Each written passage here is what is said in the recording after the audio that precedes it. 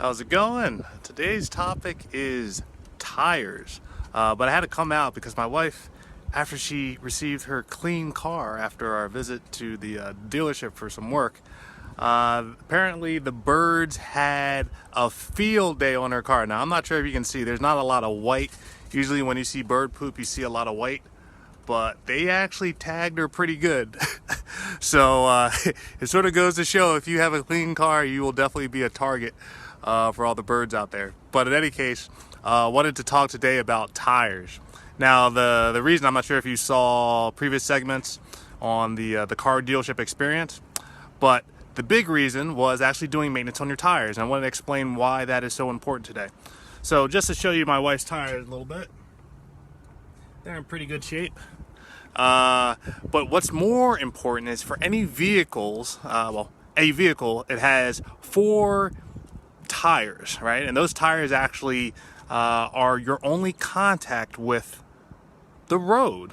So that's kind of hard to think about, right? I think my wife's vehicle is about 4,000 pounds, probably about 2 tons.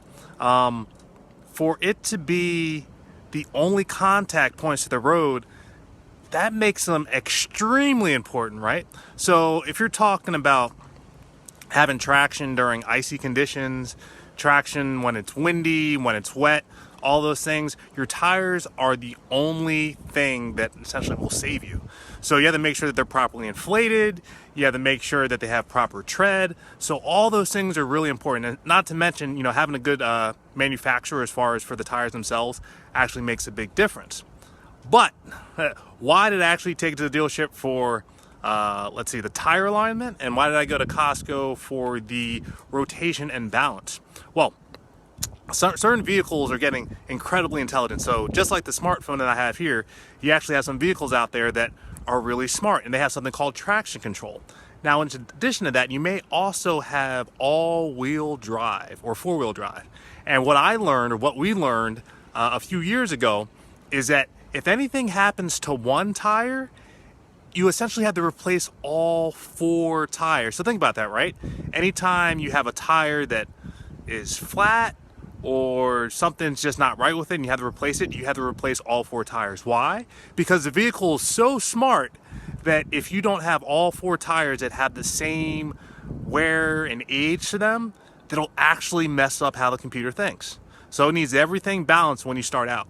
So once we actually found that out, we realized how much more important it would be to actually make sure that all the tires are actually in sync.